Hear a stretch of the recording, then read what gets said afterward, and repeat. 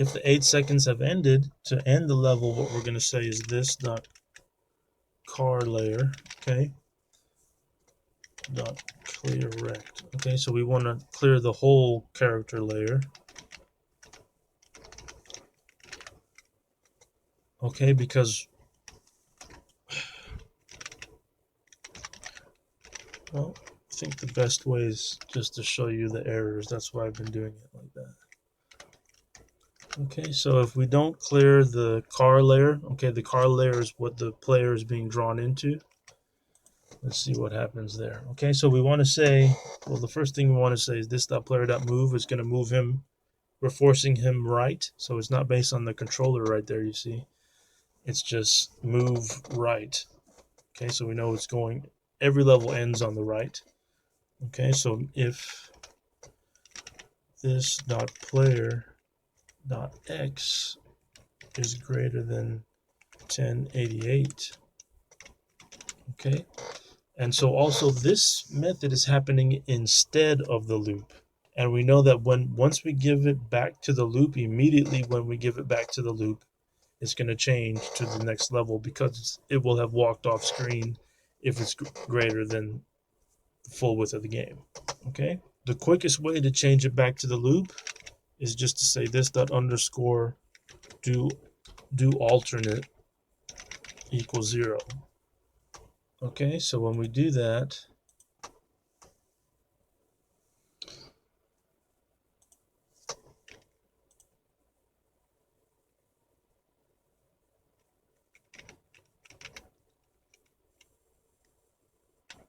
it'll show this after 8 seconds. It'll force him to move right. Okay, and so, right, you saw that? All of that is automatically happening inside of this method. But when we force another method to be called instead of loop completely, nothing of loop is happening. So not even any of the automatic stuff, and it's like we have to do everything manually. That's why we have to call camera to be sure anything is displayed, and that's also why here now, as we want to move the player, we're going to have to clear the rect first in order for it to not have those tracers in the car layer. Just wanted to show you why we're doing that. Get a little understanding. And now if you wanted tracers, okay, there's one way to make them happen. Maybe you're making a game that needs it. Okay, so now it'll just automatically walk off. And as we notice, look where he starts here. We want him to start at 64 by 100. So also in level has changed. And we're also going to say this dot player dot set x 64 and this dot player dot set y 104. Okay, and we know when the level has changed, it's always going to be that the player's on that left hand side, so we wouldn't have to update the camera in here. When the level has changed, it's going to put him back in that special spot. That every level, when he falls there, he always falls into a safe place. Okay, so level complete.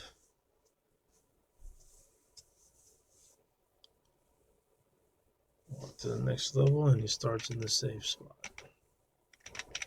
So now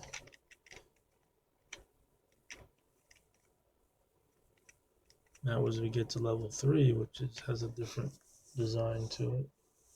See that? Starts in that same safe spot instead of starting in a weird spot. Okay.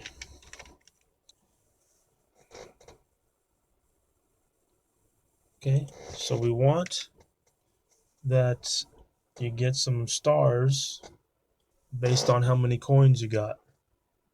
So we'll always give it 1 star, and just to kind of move things along, I have this over here. I'm just copy pasting what I already typed over there. Okay, so this is a position of a star, quote unquote. from the sprite sheet. It's this here, okay? So this is the position in the sprite sheet to copy from, which is that position, and the width and height. And this is where to copy to, okay? Which we know is 232 from, that's where we put this box at.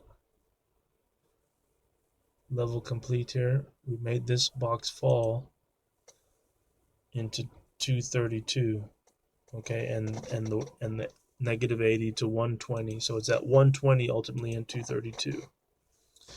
Okay, so 232 plus 8. 232 plus 8, that's that spot right there, the first blank spot. And we put one of these there. Okay, so every level will have at least one for completing the level, and that's it.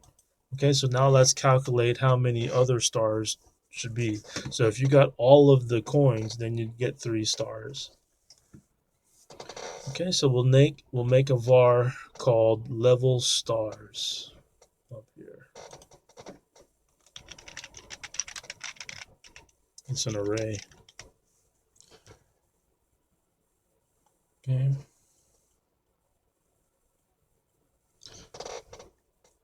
So right here we'll say level stars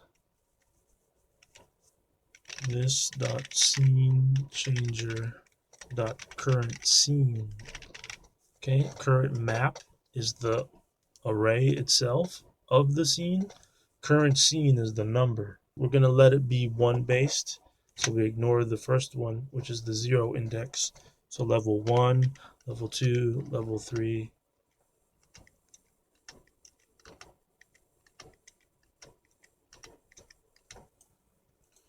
Okay, so we're saying level stars for that scene equals 1. Okay, we've drawn 1 star here, so we know it's always going to have at least 1.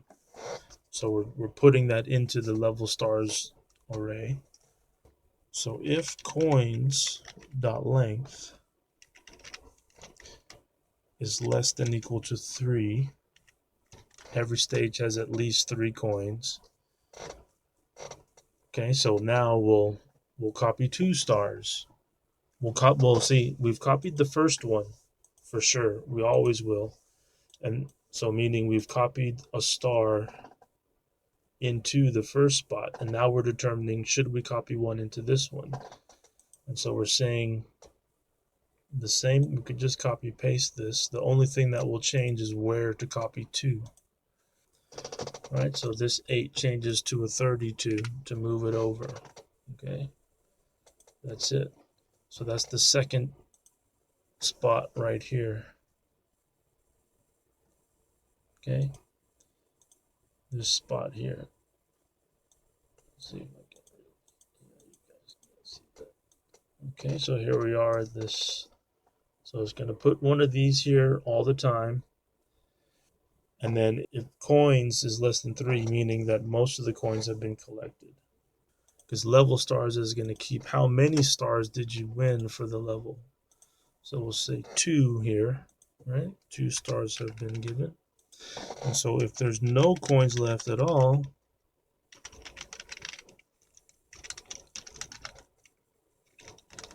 then we draw that third coin. Okay, let's just copy both of this.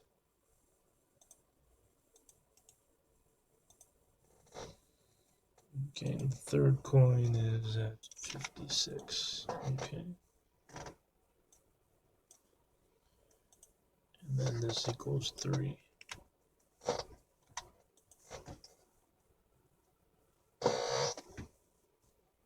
Okay, and that's everything. Okay, and we're actually pretty done with at least the major coding is all done as far as lengths of function. Okay, so now let's see that. Start. I only collected 2 coins right there. Up 3, so I should get 2 stars. Yeah, okay.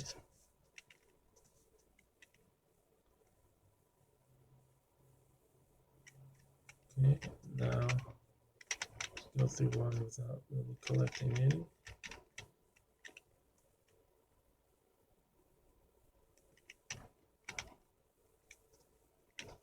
You only get 1 star because you just made it to the end.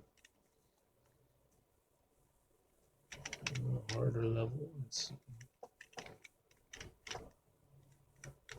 Okay, so that helps a little incentive to get the coins. You get some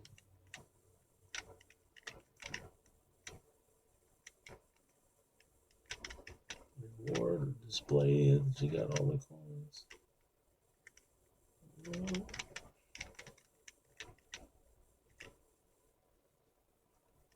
Okay, so if we get all the coins, level complete.